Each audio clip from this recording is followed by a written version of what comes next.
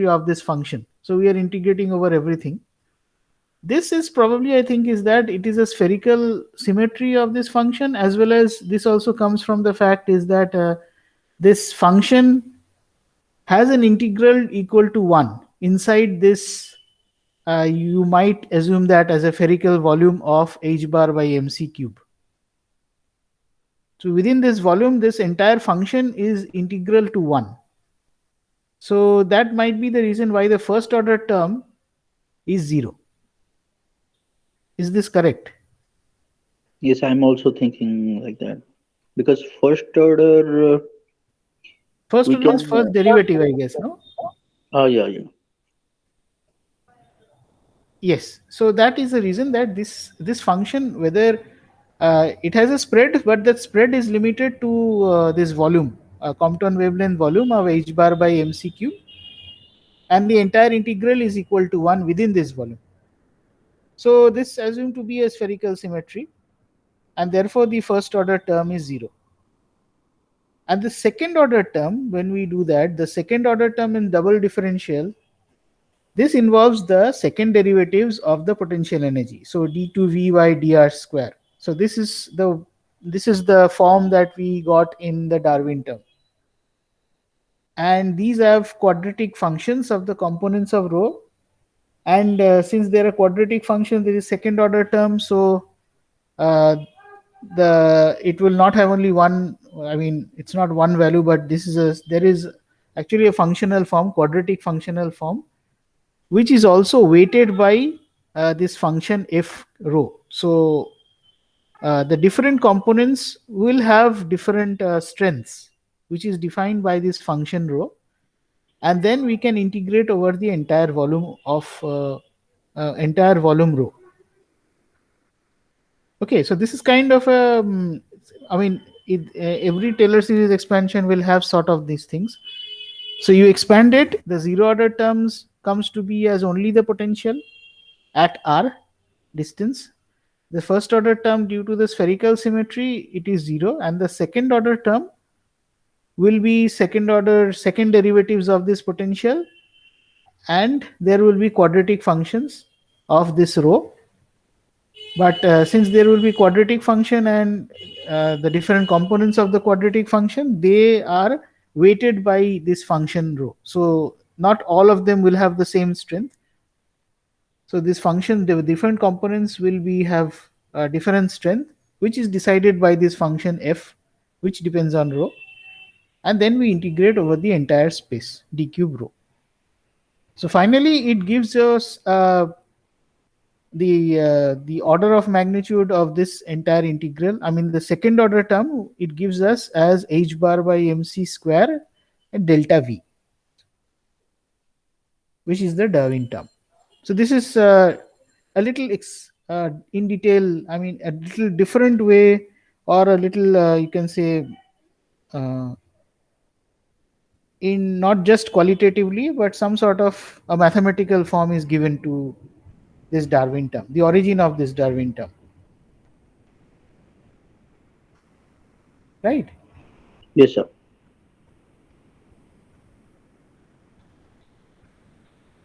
Okay.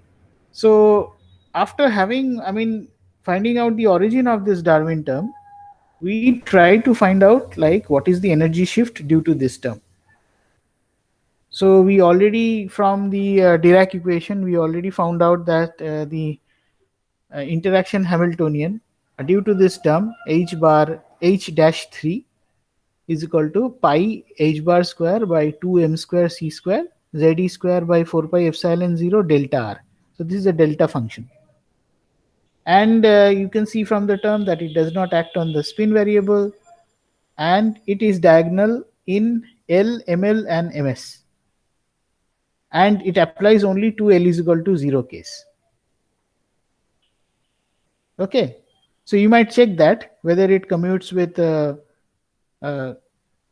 LZ, SZ, and L. Okay, It should, sir. It should. yeah. So we called this one as so the energy correction delta E3 due to this Darwin term.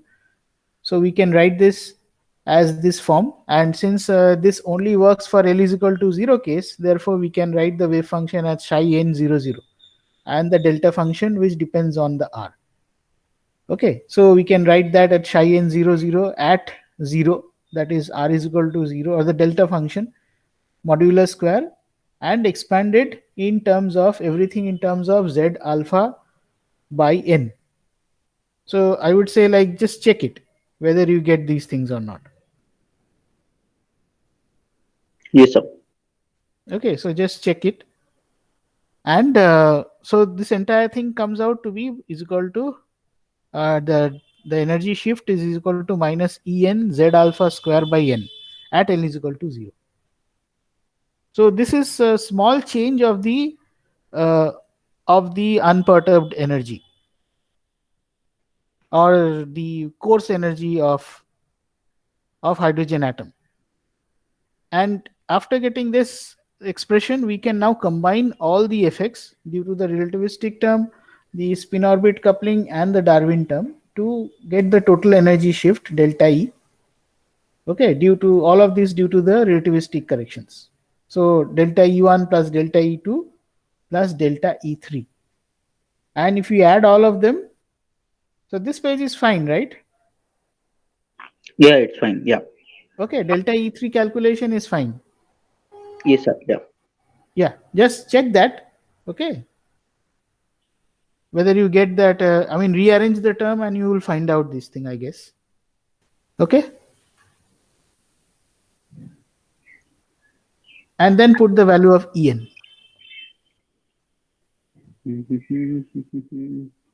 Anybody checking? Sir, En is basically that thing, half MC En is square, half, yes, yes, square by n square. So that is yes, basically minus n that we already defined in previous lectures. So that is correct. The only thing that we have to check is this thing, that psi n in 0 0 square. yes, yes. Whether you from the second line to the third line, that is what you have to check. Sir, can you just wait half a minute? Sure. Okay.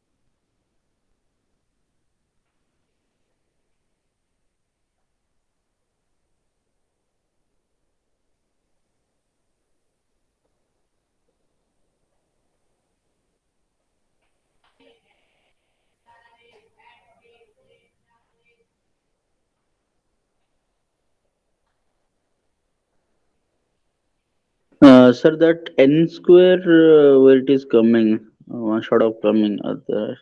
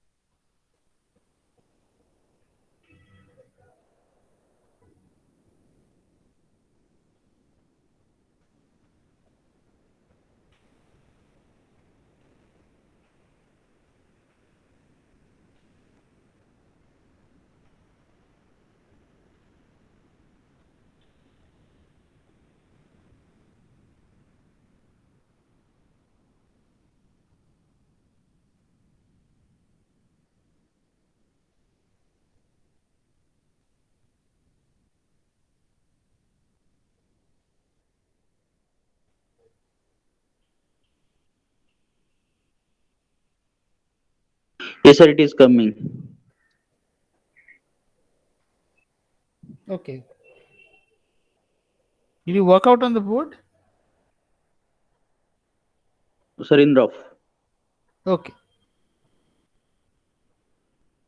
So I would say everybody else to also work it out.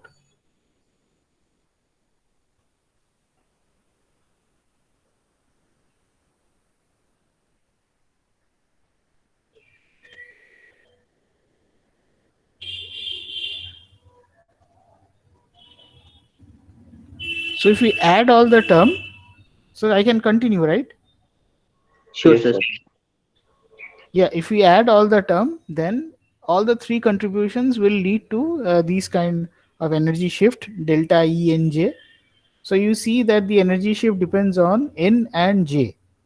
Okay, the correction terms on the total angular momentum quantum number and principal quantum number. And this is the expression for that minus half mc square z alpha square by n square z alpha square by n square n by j plus half minus 3 by 4. So you can rearrange that in terms of En as it is done in equation 5.28. And we have to remember that what is the different values of j. So j is L plus S. So L can be 0. So S is half. So therefore we can start from j is equal to half 3 by 2, and finally it goes to n minus half. So and there are values of j and there are two values of uh, so for each value of j there is two possible values of L. Okay, depends upon whether L is j plus half or minus half. Okay, Yes. except for j is equal to n minus half, where L is equal to j minus half means n minus 1, because L varies from L is equal to 0 to n minus 1. So therefore this is the point that you have to, and then L varies plus minus 1, 0 plus minus 1 to n minus 1. So for n minus 1, j is equal to n minus half. So that is one. So you have a series of actually solutions where and then for j is equal to n minus half, this is the last term. You have only L, which is n minus 1, and you have j is equal to half 3 by 2 to n minus half. So we have to keep in mind that for there will be two different j will depend on two possible values of L, which is L is equal to j plus minus half. And now you can add all those relativistic corrections to the non-relativistic energy En for one electron atom, and we get this value. Now by looking at the value, what is the outcome is that, see, the entire, so En, and then within bracket is 1 plus something. So whatever you do, the energy, due to the energy shift, actually the binding energy is increased. So the electron is more bound to the atom. First thing is this. So this is the slight increase with respect to non-relativistic value, which is En. So Enj is a little bit more than En. And if we look at just the absolute value of delta Enj, that is only that second term on the right hand side. So this, so the binding is, so this value is small as N and J increases. So as N increases means more, the if the electron goes more and more far away from the nucleus, then this binding term becomes less and less, and therefore the total binding, so the for due to the relativistic energy, of course the binding energy increases, but then for n is equal to 2, n is equal to 3, this increase in binding energy is reduced, and then it is also increased. So an increase in binding energy is reduced, but if we go more in the z, that is if we put in more or more neutron and protons, so we go more in the atomic number, then this binding energy, so then this correction factor is increased, so it is further bound. This will happen because it is everything is electrostatic. So if you put more and more positive charges in the nucleus, obviously the attraction is more. Okay, so this energy, so this change of energy is more, and therefore the electron is more and more bound. So this is, I mean, this comes from very simple facts. Okay. Yes, sir. So we now go to some spectroscopic notation, just a spectroscopic notation to finally, I mean, till now we are only talking about one electron atom and that's all. But now we have slowly defined what should be the, like, we have defined the different L states, that is the angular momentum number. And then we have defined the spin as S. And furthermore, we have also defined the total angular momentum quantum number as J, which is L plus S. So therefore, since there are too many quantum numbers, so therefore we have to find a way of how we define all of them, or how we define a particular state of an atom.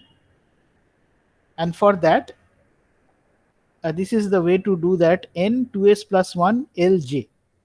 Okay, and this is also the same way it is followed in multi-electron system, but there things are a little bit modified, because the S will be a summation of S, L will be a summation of L, and J will be a summation of J. So we will go to that. But for an hydrogen atom, for a simple Is one, it there n over there? Usually it is 2s plus 1 Lj. yes, but it can be in a different orbital, right? Ah, okay. Right, it can be 1s, you can say 1s2 or 2s2, something like that. Okay, so for the hydrogen atom, usually since it is only a single electron, so 2s plus 1 is 2, that is S is equal to half. So therefore sometimes we don't write this 2s plus 1 term, we just write n Lj term, but this is only for hydrogen atom. The others we have to write. So using, when we have this nomenclature in our mind, spectroscopic notation in our mind, n 2s plus 1 Lj. Now we go and look into how the shifts are. So this is, so the energy shift as it is defined before. So delta E and J, where J goes from L plus minus half mj L. So Nj and then mjl. These are the four quantum numbers which you can define. Or on this four values, actually the energy shift is dependent on, and which is equal to half mc square alpha z by n to the power 4, 3 by 4 minus n j plus half. So this is the absolute value of the energy shift, taking all corrections into the, adding all the corrections that we know of. So therefore it directly gives the relativity corrections depend on J and N. Now if we check like how much is this shift, so these you can see on the right hand side. So the energy you don't need to scale, so they are not the same. So we are not talking about the absolute values of energies, but you see like how the shifts are happening and where there is a degeneracy in the shift. Okay. So you can see here Yes. that this is the Bohr level, the first column, and the top is n is equal to infinity. So this is the continuum. And you see like n is equal to 1, n is equal to 2, and it is shown till n is equal to 3. And then the energy levels goes reduced or close by. So you see that the first correction due to the Dirac fine structure, this is, so as I said, like over here, that your on the equation 5.29 is, it's the binding energy is slightly increased. So now the electron is little bit further down. So it is more bound than the Bohr level. So you see that the energy goes down. Now using this energy shift formula, we can find out what is the different, uh, how much is this energy shift. So for n is equal to 1, L is equal to 0, we can define J is equal to half. So therefore there is only one term, 1s half. So it should be 1 2s half, because this 2 thing, 2 is 2s plus 1. Okay, so we define, I mean we decided here that for hydrogen like atom, for a single electron, this 2s plus 1 term, that is 2 term, we will drop it. So therefore all these are written in 1s half. It should be 1 2s half. Okay, but we dropped that 2 part, 2s plus 1, that term we dropped. So we can see like for n is equal to 1, L is equal to 0, the energy shift is minus 1 by 4 z to the power 4 alpha square ry is the Rydberg constant. And now from n is equal to 2, L is equal to 0 and 1, for n is equal to, there will be 2 L values. And so there will be, so L value, L is equal to, or J is equal to, there are 2 L values. So for either J is equal to half, or the other value will be J is equal to 1 plus half, so 3 by 2. So for J is equal to half, we will have two states, 2s half and 2p half. They will have a shift of minus 5 by 64 z4 z to the power 4 alpha square ry. And for J is equal to 2p 3 by 2, so we will have a shift of minus 1 by 64 z to the power 4 alpha square Rydberg constant.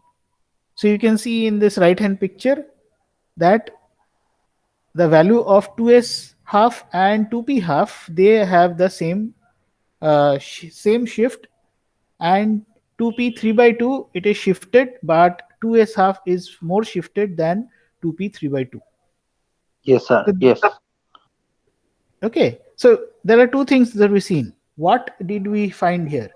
We found that the shift is there, and the maximum shift, I mean, this value is, maximum shift is for n is equal to 1. More and more n will give minimum shift. So go back here, the 1s half is the maximum shifted, and 2s half, 2p half, 2p 3 by 2 are minimum shifted. So you go from n is equal to 1 to n is equal to 2, the binding is less, or the change in the binding energy is less. Yes. Okay. Now the other factor was that also it depends on J. Okay, so when the J increases, that also reduces this bounding.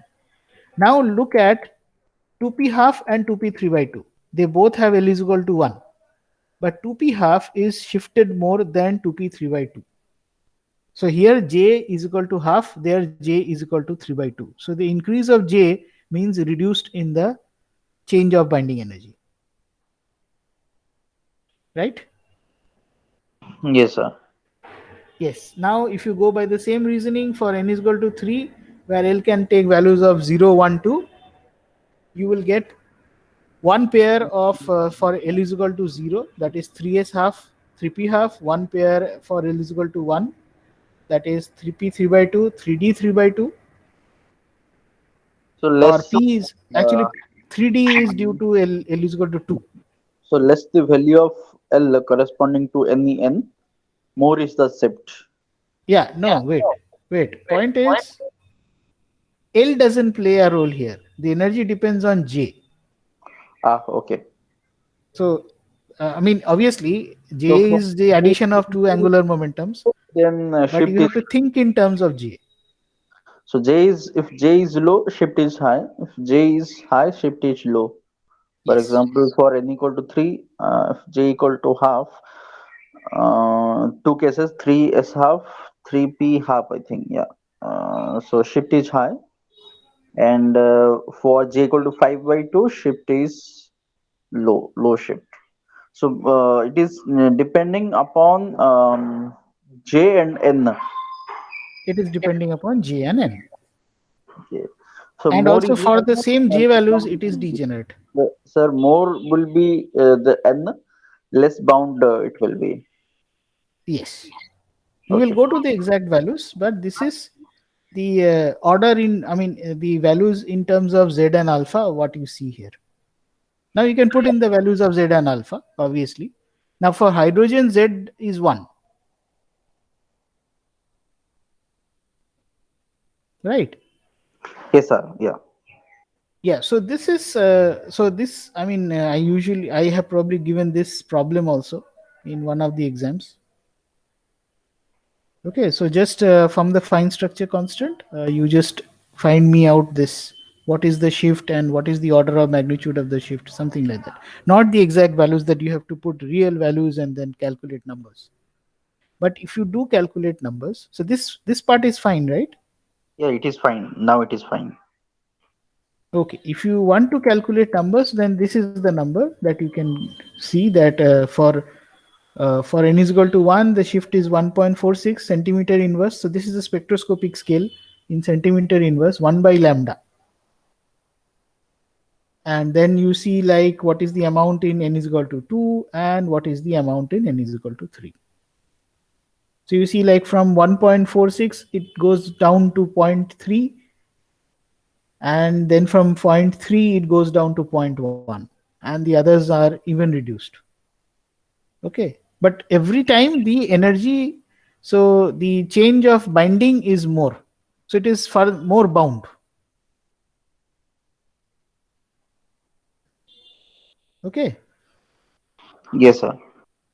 and now it is important, so what happens to the parity? Now it is important to emphasize that in Dirac's theory, two states having the same value of quantum number n and j, okay, with values of L, such that L is equal to plus L is equal to j plus minus half, have the same energy. So here we see that if we have the same value of j, we have the same energy. Okay, so 2s half and 2p half both have the same energy. Yes. Yes. Okay, and now you see like this depends on the value of L, which is j plus minus half. So what should be the parity? The parity of the solution is still given by minus 1 L. So now since there are L is equal to j plus minus half, so there will be two series expansion. So each value of j correspond to two series, which is like 2j plus 1 solutions of opposite parity. Because once it depends on L, but the L value is j plus half for one series, and the other series is L is equal to j minus half. And the parity depends on L, and therefore since there are two values of j, two values of L, so there is one series with odd parity, one series with even parity, right? Yes. Yes. But there is only one series, so the last term is j is equal to n minus half. This is only one series where the parity is n minus 1.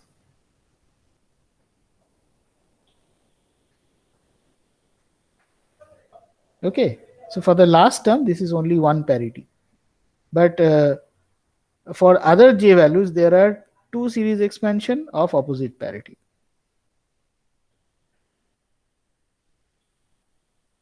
So is this clear?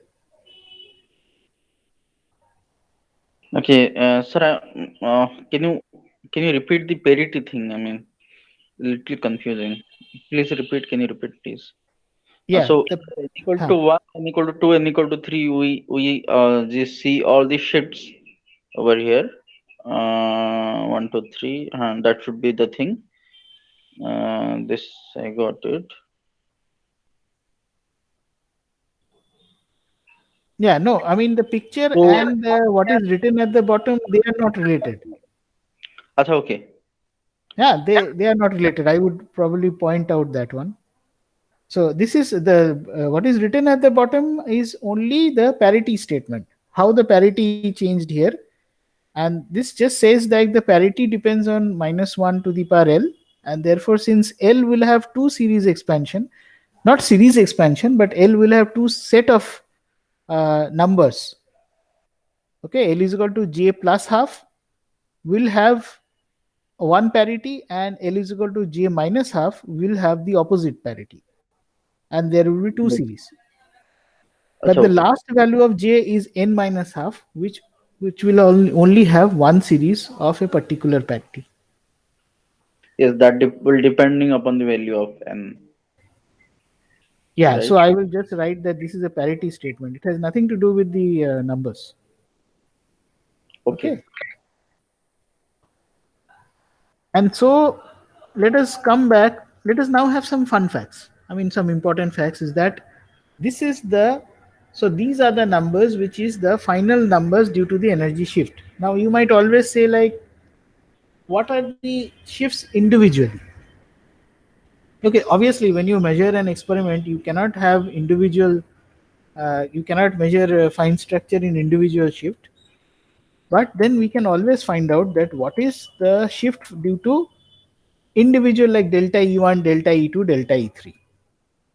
Okay, so you see like this, there are three separate contributions on L that you can see, and the total energy shift is delta Nj, which we found out. And yes, this is another thing that in the first line it is given is that all E delta 1, I mean delta E1, delta E2, and delta E3, all of them depend on orbital angular momentum L. But the energy shift, the total energy shift does not. Yes, that we see. I mean, Yeah, let's go delta back. J is basically depending upon n and j, not l. Yeah. Yeah. So you see the expression of delta n, delta E, which depends on n and j, but j depends on L. So each of them individually. So this depends on L, Darwin term, and these two terms like delta E2 and delta E1, or you can say they are same as H1 cap or H2 cap. They all depend on L, right? But when we find out the total energy, you can see the expression H1 cap plus H2 cap. When we find out the total energy, this just depends on J and not on L. Obviously, J value depend on L. But if we have a same J value for two different L, I mean a mixture of L and S, then the energy is degenerate. Yes. So this actually what is the same that we saw here in the spectrum. So this is, I mean, interesting fact. And the other interesting fact is that this is the for n is equal to 2, the separate contributions in numerical order or in numbers it has been shown.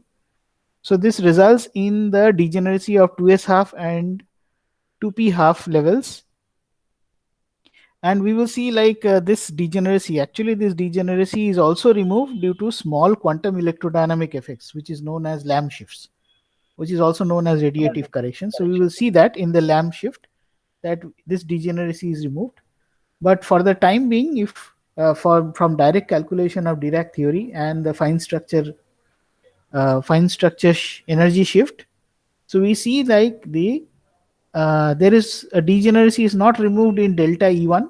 So we see like in delta E1, the S half level is maximum shift, and LP half and P 3 by 2, those levels are minimum shift.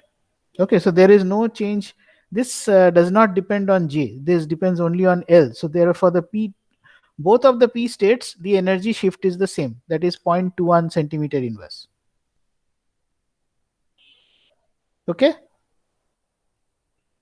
Yes. Now go to the second term, delta E2, and look into that figure 5.2. Okay. Here you see S half is not changed at all, because for L is equal to 0, there is no spin orbit coupling. Yes. Okay. Let's go to the first delta E1 and just remind ourselves what we have seen. Yeah. So this is the value of delta E1, and you can see it depends only on L. So if there is a same L value, okay, for the same n value, if there is only L value, so it depends on minus n by L plus half. So for the same L, the shift is same. So P 3 by 2 and P half, the shift is same, right? Okay. So for P 3 by 2, And to P half. oh, acha, okay. So this depends only on L, not Yes. on J, neither on S.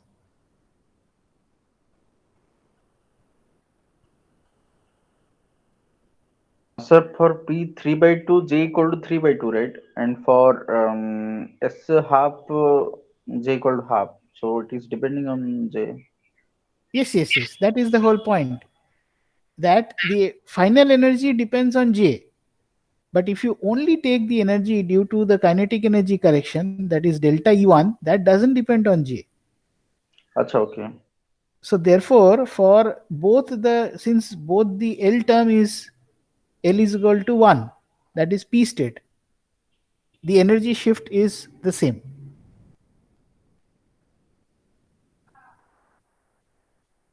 So let's go Yes, sir. back and see. So you see that the energy shift is the same for P half and P 3 by 2. So it depends only on L. Yes, sir. Okay. Even if the J value is different. Now go to delta E2. Delta E2 is spin orbit coupling, where S, that is L is equal to 0, that doesn't shift. So there is no shift for S half state. There is a shift for P half and P 3 by 2. Now see, P 3 by 2 term is actually it's the binding energy for P half is less than your Bohr energy, but for 3 by 2 it is more than the Bohr energy. Why is that? Let us go back again to this term.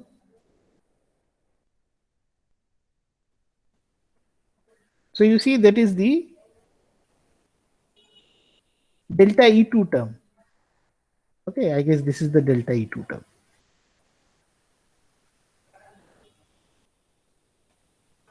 Yeah, this is the delta E2 term.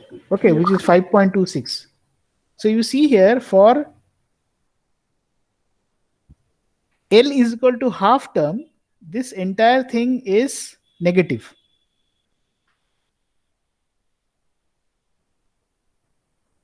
Yes. But if you get L minus half term, so J is equal to L plus half, this full shift is negative. Sorry. Well, we are talking about only about delta E2. Okay, for so J is equal to L plus half, this is positive. But for J is equal to L minus half, this minus L minus 1, this It's is negative. L plus 1, so it is negative. So in one case, for L value, in one case you will get a binding energy which is the shift is less than the binding energy, and the otherwise the shift is more than the binding energy, more than the Bohr energy. Okay. So if L J is equal to L minus half, then it is negative. Now let's go back. So P half, that is L minus half, where P L is equal to 1, so L minus half is half, so that is negative, so less than the binding energy. Yes. So for And P for L J plus. L plus half, this is positive, so it is more than the not binding energy, more than the Bohr energy, right? This is Yes. also clear. And see the delta E3 term, the last term. So the last term says that this is only valid for L is equal to 0. So therefore P half and P 3 by 2, that is, there is no energy shift there. Only S half term is energy shifted, and the binding energy, or and the energy shift is actually in the positive side. So if you look at E3 term, this is the E3 term, you see there Only is depending on positive. Yeah, and for L equal to 0 only. Yeah, for L okay. is equal to 0 only. So this is a positive term. So you look at the where I have written check. So that is the term, actually, the shifted term. Sir, one more thing. Yeah. When you say it's positive, what it means? I mean, it is negative over here, right? Minus E and Z alpha No, square. when I say it is positive, it means, I mean, the shift is positive means it is less bound. Okay, so it will actually goes to up that thing. I mean, up Goes to to and up that thing. Sir, Exactly. mine So if something is the down means the electron is more bound, so the binding energy increases.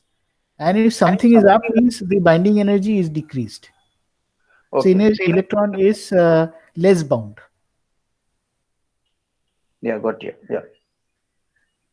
Everybody got? yes, sir. अरे यार बाकी लोग भी कभी कभार तो मुंह खोलो, सिर्फ भवानी मुंह खोलता है और सुरेंद्र। क्वेश्चन है तो पूछ लिया जाओ। Hello. Yes, sir. Yes, do speak up, because even if like there is some confusion, or even if something you don't understand, we can also talk among ourselves.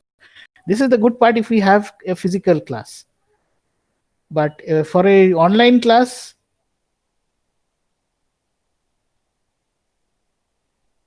Everyone is, I mean, free to sleep anytime they can.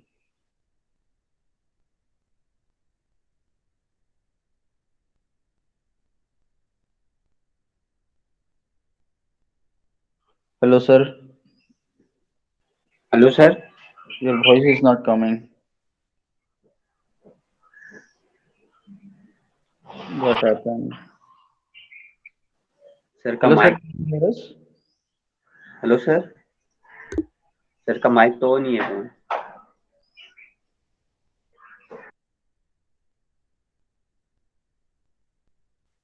Hello, sir. Can you hear us?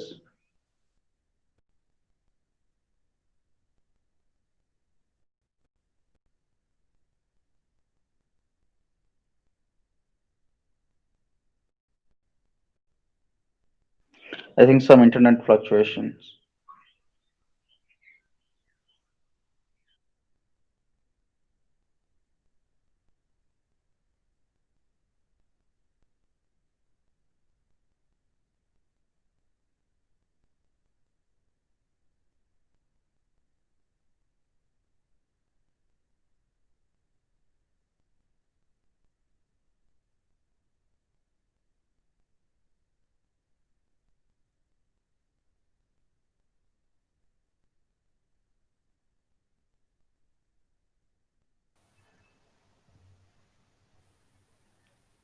hello, Yes, sir. Your voice was not coming. voice was not coming because there was a power cut. It Ah, seems, okay. I hope there is nothing else than that. There is a power cut, and so my internet got lost. Now I am using my mobile phone internet to connect. Broadband is lost. Now you can hear me? Yes, sir. Yes, sir. Yeah, okay. Yeah, what I was is that you should all interact, okay?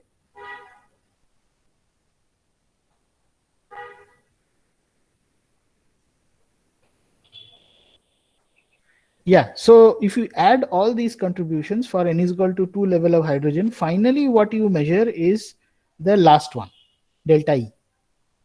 Okay, so this is the same as you have in the middle one that you have seen, like the shift of 2p half is 0.091 and the other one is 0.365. So here you see like the upper one is 0.9 and the entire thing is 0.46. So if you subtract like 0.09 from 0.46, this is the shift that you get 0.36 sort of. Okay, so what you measure is the last one, but the contributions are in this order. So therefore, another interesting point is that the three relativistic energy shift we obtain is of the same order of magnitude. This is actually very nice. Therefore, we can treat all of them together. If it is not there, then one of them would have been much stronger than the other. So it's not like that. All the factors due to the relativistic Dirac equation, the relativistic corrections are in the same order of magnitude. So therefore, we can treat all of them together. And this is a special feature for the hydrogen atoms. This is what is mentioned. For many electron atom, in particular alkali atom, it is the spin orbit effect which is here is delta E2. So this H2 dash term is the mainly responsible for the fine structure splitting. Because if for a alkali atom means you will have a lot strong Z value, and then there will be a lot of L and S value. So those will add up, and therefore delta E2 term, L dot S term will play a major role rather than the kinetic energy correction and the correction due to the S term. Okay, so then the stronger role here, all the energy shifts are comparable in order of magnitude, but for alkali atom, for many electron atom, this may not be the case, and the spin orbit effect may be the maybe the main responsible effect or the strongest effect. But we will, when we go to the alkali atom and do a spin orbit coupling, then we will see this. Okay. Yes, sir. So after that, what we come is that now when we know of the transitions, we know what is the shift. So what should be the spectral lines in this case? So we did work out the transition selection rules, and therefore we find out like now, since now in this case actually we have a structure where it is not only depends on N, but it also depends on L. So we have introduced another quantum number as J. So after we introduce J, now the transition rules will get slightly modified. Okay, we know that for an electric dipole operator D, which is equal to ER, this does not depend on spin, and therefore it depends on the quantum number L in the dipole approximation. So delta L is equal to plus minus 1. This we remember, right?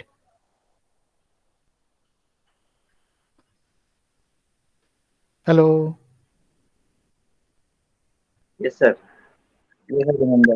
Delta L was plus or minus 1 and delta M was 0 and plus or minus 1, depending upon the polarization, type of polarization. Yes. So here, since we have added another quantum number as J, so therefore that it will be extended to delta J as 0 plus minus 1. Okay. So instead of, since in the, after the relativistic correction, we see that instead of having one line, we are having multiplet of line. So this is how the concept or how the observation of fine structure came. So in the Bohr model or in the non-relativistic Schrodinger equation model, or in the other way around, when we did in spectroscopy where the resolution was not very high, so we only got one line, and from the separation of the line, this fits very well to the non-relativistic Schrodinger equation, the hydrogen atom spectrum, or in case any spectrum. Now when the spectroscopic resolution becomes better, we saw that no, it is not one line, but it is multiple lines. So if there is a multiple, I mean, it's a bunch of lines. Obviously, for n is equal to 1 and n is equal to 2, there will be two different bunches. But it is not one line. Then people started thinking that, okay, this small effect is not from a direct of a Bohr model kind of, or a non-relativistic kind of total solution of Schrodinger equation, but this is fine structure to the existing broad structure. because the energy or the resolution of the lines are very small. So you cannot say that the n number is changing. So what is changing? Now what is changing? I mean, it's not directly that people came with an idea that if you work out the relativistic correction by Dirac model, you will get the things. So it is like series of people have series of theoreticians have worked out everything, and then finally this is the model which fits the experimental value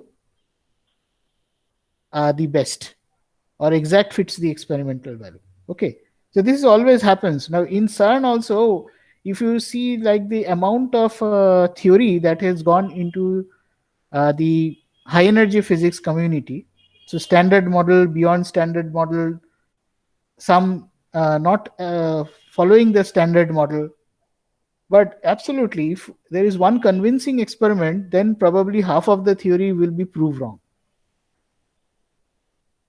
Okay, some says like neutrino has mass, some says neutrino doesn't have mass. What is the value of the mass? Or so it is always the case like that. So I mean, it's not we got the one value and one theory. If we just had that one, then probably you will not do research on theoretical physics anymore. But it is important that whatever is correct or whatever is wrong, the endeavor should be there. So it doesn't matter whether the standard model is proved wrong or the non-standard model is proved right. We went through two different ways. We tried to understand the phenomena, but yes, we cannot.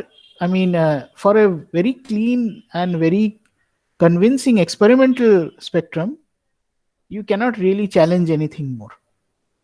So this experimental spectrum is finally dictates that how the selection rules will work. There is a fine structure, and what is the best fit to the fine structure.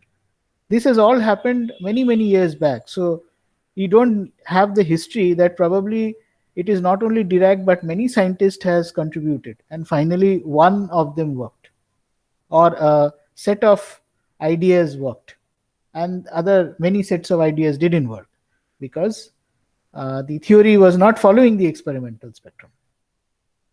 Okay, so this is the fact of science, right? Yes, sir. I also. So you have to agree that so we I mean we are always taught like गलती तुमसे ना हो पाए, ठीक है? But science में क्या होता है, negative result is also a result. You should not feel that अरे इस पे negative आ गया, ये मिला नहीं इसीलिए गलत हो गया. ये सब हमारे माइंडसेट में तो वैसे ही रहता है ना कि हम गलती नहीं कर सकते, है ना? कभी किसी ने बोला है कि तुमने गलती किया है चलो छोड़ देते हो? नहीं बोला है ना, गलती करने से मार ही पड़ा है ना? Yes, sir. हाँ, तो रिसर्च में गलती करोगे.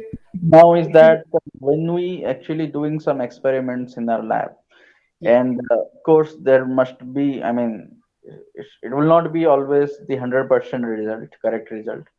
So if there is 90% or 70% or 80% correct result, we actually have to write down what is the, I mean, possible errors we found, because whatever there in our usual lab in MSc or BSc, that is actually is correct, right? That means we are doing wrong over there. No. See, Wherein, it's not about wrong or right. I mean, keep your mindset beyond your lab. After you pass your MSc and you enter a PhD, nobody is going to tell you whether it is right or wrong, because if many of the things or a few things you will do which is absolutely first time. Okay, and at the end of the 3-year journey, if you find that whatever you are doing doesn't fit some phenomena, or there was a mistake in that, or the path that you followed to solve certain problem is not the correct one, but you found out yourself or somebody found out and you later also understood that okay, this will not lead to the correct result, so there will be some error, it will not match with the experiment. But so therefore the whole point is that uh, this is the way that our mindset should be trained. Is that, have I done anything wrong? No. It is not that you have done anything wrong, because you didn't know whether it was right or wrong. But you followed a path which didn't lead to the correct result, or it didn't fit the result that you are expecting. That means is that we usually say like a null experiment. Sometimes in experiment we do that, and we say it is a null experiment. So there are many phenomena which the experiment is done and the result is zero. We still publish that, saying that it is a null experiment. What it means is that you are helping out your community, many of them, not to go in that path. Okay. Okay, so sometimes this was a casual talk between the founder of Google, and somebody asked that in the Google and Microsoft and Apple, like 30 to 40% of the employees are Indian, and they develop beautiful things there. Why is a Google or a Microsoft or an Apple doesn't happen in India? So his answer was very significant. He said, you are not taught to fail. If you are always taught that you cannot fail, then you will not try out new things, because there is always a factor of fear that if I fail, I'm not like I'm not Good. I will be out of the loop, Yeah. or I'm not appreciated if I fail. Okay, it's not like that. So and in US our mindset is different. We have many companies who have absolutely failed, or we have many people who have absolutely failed. Like one of the example is this Nokia. You have Nokia phones, right? Yes, sir. Yeah, my first phone was Nokia. So there was a very ambitious project of Nokia. They had to, this was much ahead of now the today's time. So this was like 20 years back, I guess. So they wanted to hire 12 satellites, and then they wanted to make a satellite based communication system. Now 20 years back, satellite and the cost of the satellite, or to run the satellite in a private way, was impossible to think about. But they thought, and they allotted money, and they were generating funds and all those things, but it didn't work out. Probably they ran out of money, or the community did not. The cost of putting that service into our hands was not feasible. Obviously the company is not run by only one person, it is a board of directors, they decide. So but they thought of doing that to bring the entire world under one umbrella, and the communication entirely by their dedicated satellite system. Now we have the same thing, but Nokia thought that 20-25 years back, and were completely bankrupted. So the company was left with only making mobile phones and not dreaming of such things. I think the company was bought by Microsoft. Now Nokia is bought by Microsoft. But the whole point is that they dreamt to have such an ambitious project. And now every other company in the communication actually follows the same concept. They do the same thing. But Nokia was the first one to dream that beyond capabilities, and they miserably failed. So the whole point is they took that step, and everybody else learned from their mistake. This is what is appreciated, and this is what Google have mentioned, that we help the person who have failed miserably, just because that we know that this is not the way to follow, this is not the path to follow, so we will not go in that path. So we don't throw away a failed person, we just appreciate that you have the courage to go in a different way. This is a different of mindset, and this is a mindset which you should also keep in your research. Yes, sir. Yes, sir. Thank you for the inspiration, sir. Okay, anyway, so I got completely way out. Okay, so Okay. from the broad spectrum we got some multiplicative lines, some fine spectrum, and then the fine structure came. And using the selection rules that we got for the electric dipole transition, obviously there are magnetic dipole transitions, and there will be fine structure or magnetic dipole transition, all of these. But the maximum effect is due to the electric dipole of transition, right? So we stick to that. And since we have a selection rule on L, which is plus minus 1, now we have a selection rule on J, which is 0 plus minus 1. Since J is L plus minus half. Okay. Yes, sir. So based on this rule, let us try that what the fine structure splitting of hydrogen atom should look like. Till now we have worked out that yes, there is a shift, but this is not what you will see in the experimental point of view. There you will only see two lines or one line breaking up into two lines, sometimes three lines, sometimes five lines. Now you entirely work out your theory, and then using the transition rule we try to find out what we actually see.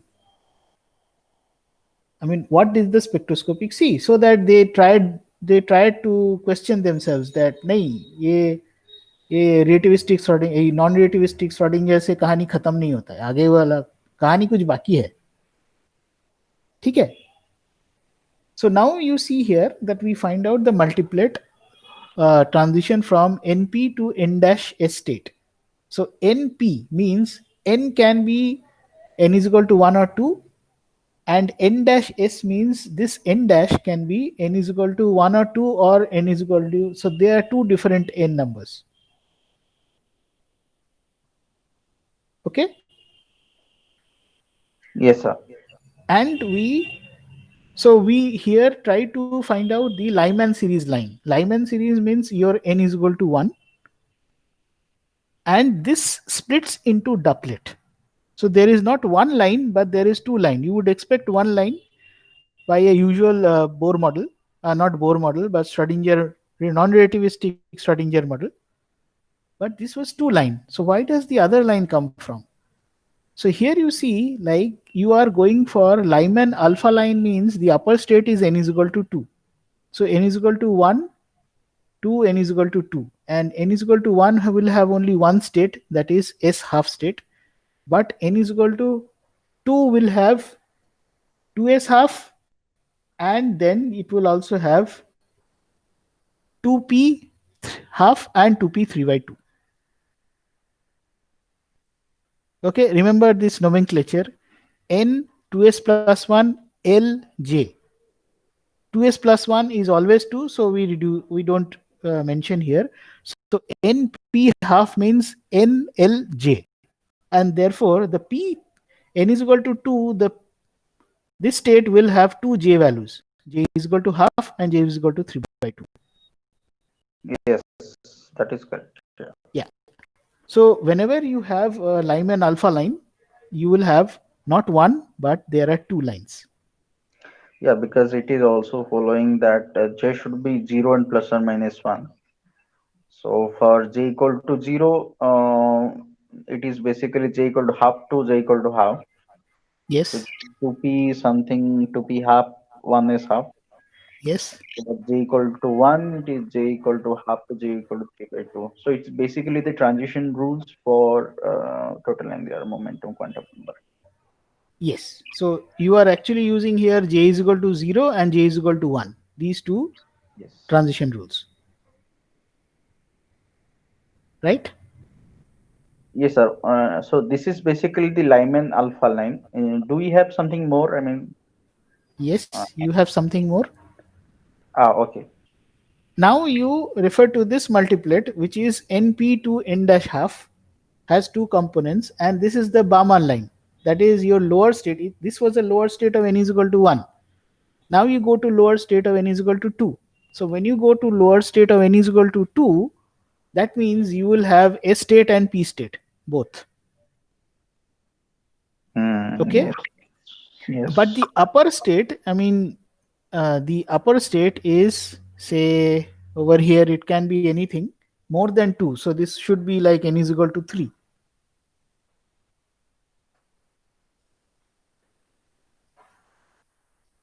So Okay, I think so N doesn't matter. The matter is all the J. Yeah. What is J? So here you see like the lower state is N dash. If you take N dash as 2, actually, then it will have S half state and P half state and P 3 by 2 state. So there are three states. And for any transition above, that is n is equal to 3, what you will have? You will have S half state, you will have P half state, you will have P 3 by 2 state, you will have D 3 by 2 state, and you will have D 5 by 2 state. Yes. And now you remember that S half to S half will not happen. No, it's not like that. I think it can happen. I mean, because Yes, J it can happen.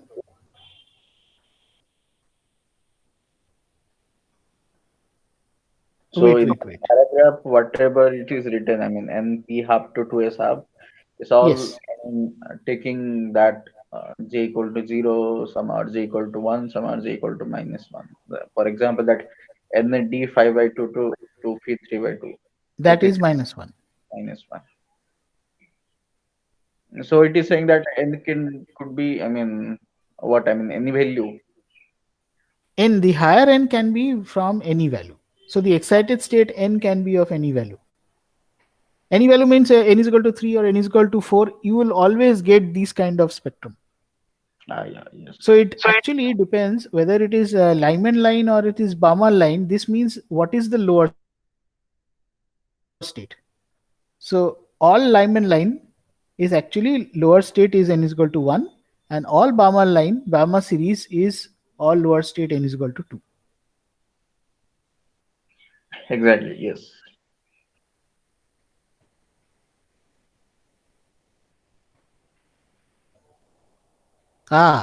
Now I understand. Actually, S is equal to half to S is equal to half will not happen.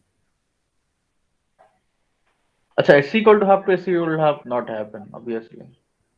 Yes. Why? Uh, because Here also it didn't happen. Why?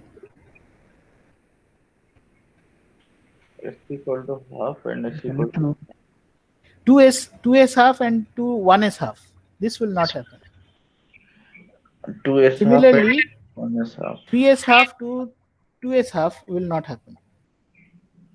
S to S will not happen. Because energy will be coincide or something that will be zero.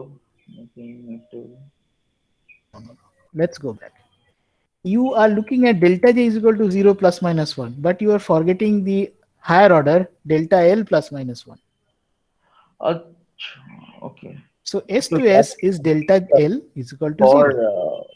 at any time we have to consider both these things. I mean, If delta. for any time you have to consider both these things. Okay. So delta J is derived from delta L, but you cannot ignore delta L. Therefore, S to S transition will not happen. S half to S half not happen. I mean, S to S or P to P with same J, it won't happen. Yes, of same J will not happen. Yeah, that let us check that. Yes, you can see that. P to P with the same J does not happen. Okay, that was a very good point. Thank you. Okay. Yes, sir. Yes, sir. So we will have 5 distinct components over here instead of one transition. And now we go for the last one. That is, we saw that it is degenerate on. So we saw that the energy is degenerate on S half and P half. And then all S half and P half or P 3 by 2, D 3 by 2. So all the J states are degenerate on. Now what happened is that this is in an experiment that happened.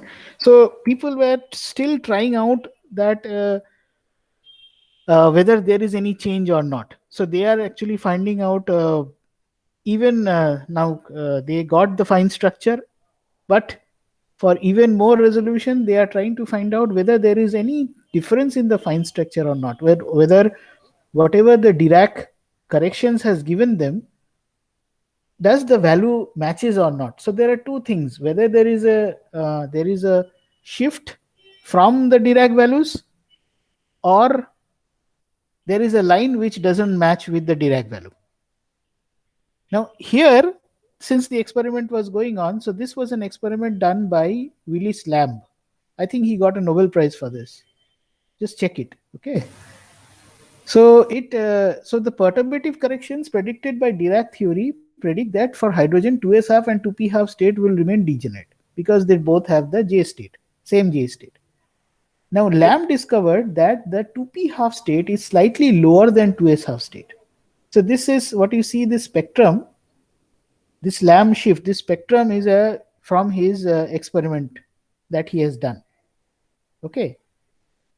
And then people started working out the theory.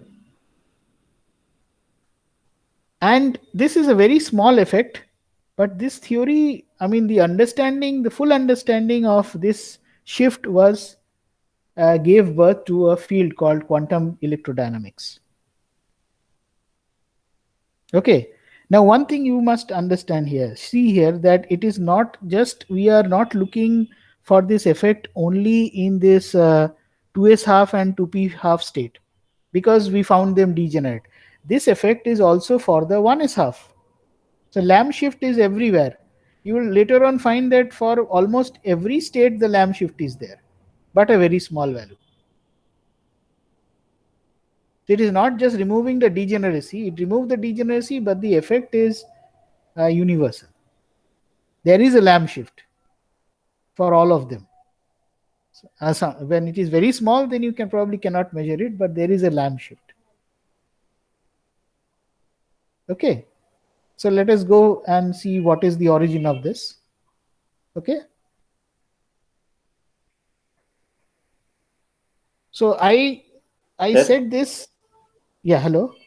हाँ sir, lamp shift only hydrogen atom के लिए observe किया गया ना?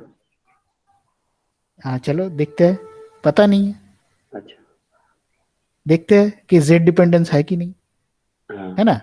Yes, ठीक है.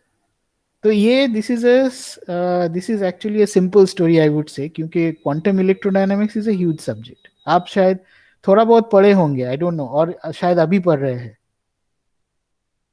somebody I guess is teaching. पढ़ेंगे अभी, मतलब संजय सर पढ़ाएंगे. Yeah, संजय सर, अरे बाप रे. अभी स्टार्ट नहीं हुआ, अभी I feel it is like a tough thing. Anyway, so in quantum electrodynamics, so this is an explanation which is not like made by me. This is an explanation which is given in 1948 by Welton. So he said, like, in quantum electrodynamics theory, which is also the radiative correction to the Dirac theory, are obtained by taking into account the interaction of the electron with the quantized electromagnetic field. So we till now have only worked out with electromagnetic field which is continuous wave, something like a laser or something. Okay, but this is a quantized electromagnetic field. Obviously these calculations, what he said, is beyond our scope. I mean, this is my comment that okay, we are not doing these calculations here, but this is a qualitative explanation of Lamb shift which is given by Welton in some article or a paper in 1948. So this means is that a quantized radiation field in its lowest energy state is not one with zero electromagnetic field, but there exist 0-point oscillations similar to those we discussed for the case of harmonic oscillator. Did you hear it? Yes, sir. Yes sir. हाँ, क्योंकि मेरे घर के बस सामने से ही metro railway जाता है. So the sound that you get after every, you can periodic, after some one fixed periodic oscillation is a metro railway going. Okay. Sir सुनाई नहीं दे रहा था साउंड. अभी ठीक से सुनाई दे रहा है? नहीं, मैं बोल रहा हूँ, पता नहीं चलता है ऐसे साउंड वगैरह का, कुछ डिस्टरबेंस नहीं होता है. हाँ, एक मुझे सुनाई दे रहा था इसीलिए बता, एकदम सामने से ही जा रहा है. तो okay, so a quantized radiation field in its lower energy state is not one with zero electromagnetic field, but there are 0-point oscillations to this field.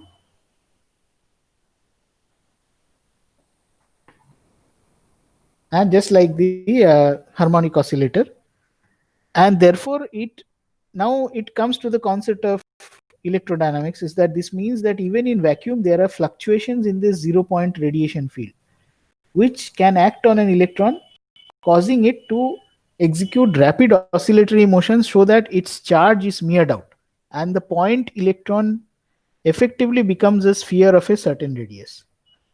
So this means like in the quantum electrodynamics, this electromagnetic field is not like not a wave kind of thing, continuous wave kind of thing, but there is 0 point oscillations. So it is oscillating, and due to this oscillation, this acts on the electron. And when it acts on the electron, due to this rapid oscillatory motion, the electron charge is smeared out. So therefore, the charge is not a point here, but this is with a certain radius. So the charge is actually within a certain radius. It is not a single point. So somebody asked me like that, what is the difference between the Lamb shift and this Darwin term, right? Yes, sir. Hello. Yes, Yeah. sir. So you see here that there are two different phenomena, completely different. The Darwin term is actually the expansion of the potential within a certain area. So this is a change of the potential within a certain area, which leads to a change in the energy shift. Okay. Here there is no potential here. It is a charge effect. It is the electron charge which has been smeared out and in a particular area, and this area is defined by this rapid oscillations of the quantized electromagnetic field. Okay, so this is charge and that is potential. So they are two different things. So Yes, it sir. says like, right?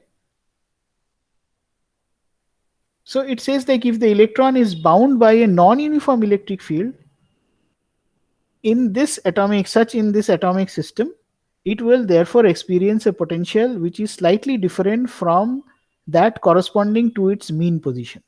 So see, there also it is the potential effect. Here also it is the potential effect, but there the potential is modified due to an expansion in space with certain space is defined by this Compton wavelength h bar by mc. Here the potential, obviously the potential is related to the electron, right, in an atom. So here also there will be a change in the potential, but this potential is due to the smearing of the charge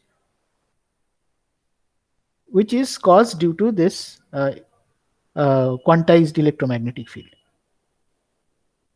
And both the cases, this electron, so the electron in a one electron atom is, therefore the electron in a one electron atom is not so strongly attached to the nucleus at short distances. Short distances means this will probably also act. So the effect will be at short distances, and therefore the effect will be maximum for S states because these are the most sensitive to short distances. So L is equal to 0 state will be the mostly affected. But what happens to the other state then? Let us find out. And therefore this, since there is a change of the electron localization, so the attraction with the nucleus is disturbed. And since this is disturbed, the potential energy is disturbed, and therefore the binding energy is also disturbed. Okay. Yes, So sir. as a result, the S states are raised in energy with respect to the other states, for which the corresponding modifications are much smaller. Okay, so all the states will get an effect of due to this. So the S states is the most sensitive one and short distances, because psi zeros square is not is equal to 0 at this. That is means wave function does not vanish for these states. Yeah, this also means that you have seen the hydrogen atom, right? For S states, the wave function does not vanish at the origin or at the center of the nucleus, right? Yes. Yes. So therefore the S states will be the maximum affected.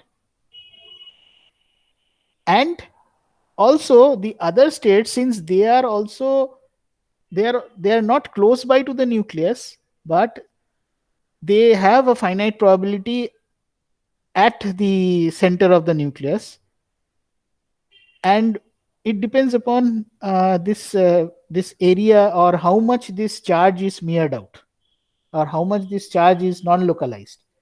And depending upon that, all the states will get affected, but the A state will get maximum affected because the wave function is maximum there. Okay, and this is the charge effect. So if you disturb the, if you have like, if you just work out Z square by 4 pi epsilon 0, this will not be a Z square by R effect, because E is disturbed here, the Q or the E is disturbed here, and this is not a point, but it is a delocalized sort of thing. So if you disturb the E, then the Coulomb attractive potential is disturbed, and therefore the binding energy will not be negative but positive. So it will be less bound.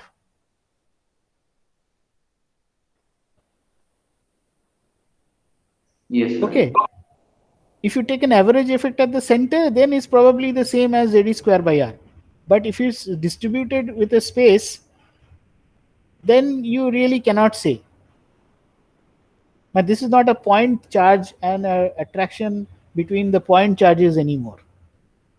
One of the charge, I mean, the nucleus is, if you can think about the nucleus as still as point charge, but the electron is disturbed, and therefore it will be less bound. It will not be the same. So the binding energy is not exactly the same as you found. So this will be disturbed. Yes, sir. Okay, let us see like whether it is right or not. Okay, this is the Lamb shift which is given. So this is a Dirac level, and we see like S half and 2s half 2p half is at the Dirac level is non-degenerate. But then due to the radioactive corrections, we see like for 2s half, it's 1040 megahertz is the shift. Okay, so yes, on the right hand side, this 822.58, 0.942 centimeter inverse, this is the absolute reading that you are getting. So you see like what is the order of magnitude? It's like you have to have a resolution of this order, then only you can see this. And you see, if you want to see the shift between 2s half and 2p half and the absolute value of that, you have to have a resolution which goes to megahertz range. Right, so 0.01 is the minimum resolution to actually see this. 0.01 centimeter inverse. See, so your 2s half is the maximum disturbed, and 2p half is only like 17 megahertz. And then for 2p 3 by 2, it is like 8 megahertz. It is so 2s half is less bound, but 2p half is further bound. And for 2p 3 by 2, it is less bound. So this actually depends on certain value. Let us see. So this is the energy, the Lamb shift due to n is equal to 2 levels of hydrogen. And the important statement is that the Lamb shift has also been measured and calculated for other levels of atomic hydrogen, and also for hydrogenic systems like deuterium, helium plus, lithium 2 plus, which is a helium kind of system. Oh, lithium 2 plus is a hydrogen kind of system. Okay. And so it is not like neutral atoms, but also in hydrogen like ions. So the Lamb shift is seen everywhere due to when we use a high resolution spectroscopy of any atom. So you see like the significance of this Lamb shift and the power of this subject that is introduced, this quantum electrodynamics. So you see like when Lamb probably discovered, he didn't think that his discovery will lead to a new subject and it will be so generalized that you will find this Lamb shift in every hydrogenic system. And this is what, obviously, this kind of discoveries lead to Nobel Prizes. Not necessarily that whoever got the Nobel Prize or seen the first phenomena understand that this will lead to something so big or so insightful. Okay. So we are built up. So it says like in science, we are built up, or we stand on the shoulder of giants. That means whatever the small things or whatever big things we are doing now, Somebody has done something very big at some point of time, and we are building out of that. And giants means there is not one giant, but there are many giants who have led to that. So this is also some this small experiment. He was an experimentalist. This small experiment is a giant effort. Okay, and we so this is from, I think this his paper is published first in this 1947. Lamb and rather Rutherford fine structure of hydrogen atom by a microwave method. So actually they use microwave. This is not so the this shift actually is not seen in sort of optical transition. Probably they have to use microwave methods to do that because it is comes in megahertz. So in other way, this in the framework of quantum electrodynamics, it says like this Coulomb interaction is mediated by exchange of photons, the gauge particles. This I have no idea. So you probably will, Sanjayda will also give you an idea of this. You can ask him about the origin of Lamb shift. And then interaction, sorry? Yes, sir, we will. Yeah. And this is the interaction of the electron with the electromagnetic field or quantized electromagnetic field induce a self interaction uh, which effectively smears the electron position. So we can put that in terms of this equation. I do not know the origin of this equation. So it is like delta R, a very small change of R, the electron position. This is not a delta function, but this is a small change in R.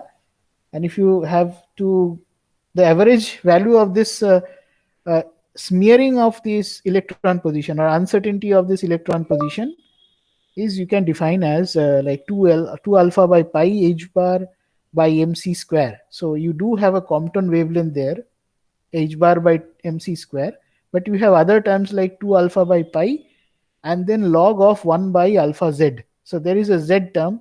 So therefore it will depend on, so every atom will actually have an effect of that, not only hydrogen atom.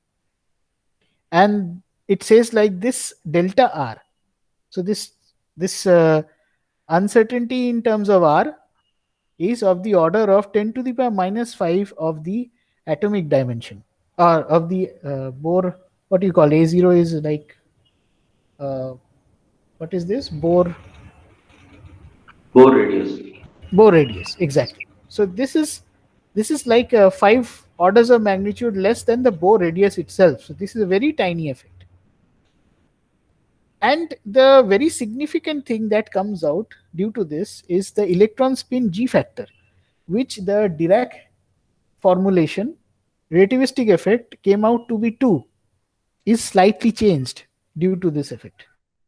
So this is not exactly 2, but there is slight change in this value. This also is we found from Lamb shift.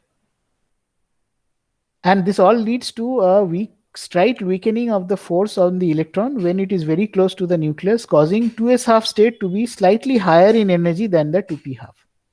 This we saw. And if you take all these corrections into account, then we can get this positive energy shift, like delta E lamb is like z by n to the power 4 n alpha square Rydberg constant into 8 by 3 pi alpha log of 1 by alpha z. And there is a delta L 0 term also. So this is the sort of a positive energy shift due to L is equal to 0. I do not know where this value is from, but I mean this expression we got from. But I guess you can go to this. This paper will probably have it there. This is the amount of shift that we get, and but important part is that what are the outcomes? First of all, is that there is a smearing of the electron, and therefore the 2s half state is slightly higher than the 2p half state. All the hydrogen like atoms will have a Lamb shift, which is caused due to this smearing effect of the electron position, and this causes the electron spin G factor to be slightly different than 2. Actually is opened up a new field of quantum electrodynamics. Okay. Yes, sir. So this I guess is Sir, ये all end from the your your fine structure. Okay, so I guess I can continue for half an hour, or you want to take a break? Sir, can we continue in evening because we have exam and need just Yes, we can do that. let's sir continue from 6 p.m. 6:30. Yeah, I don't know. I mean, I will get ready and go to my institute, and At yeah, your let us see 6:30, or I won't do too much of the Zeeman, so I will go to some part of the Zeeman effect, and yes, that is probably 1 hour. So study Zeeman effect very properly. So let's take it from 6:30 or something. Yeah, Well, let me see. If probably 6:30, or if not, then 7 o'clock. okay. Then let's do this. Yeah, it will not be more than 1 hour. So Zeeman effect is long, like it will probably take 3 hours, but that we can do some other time. So today I can continue with that, and then when do you have a free time? On the weekends?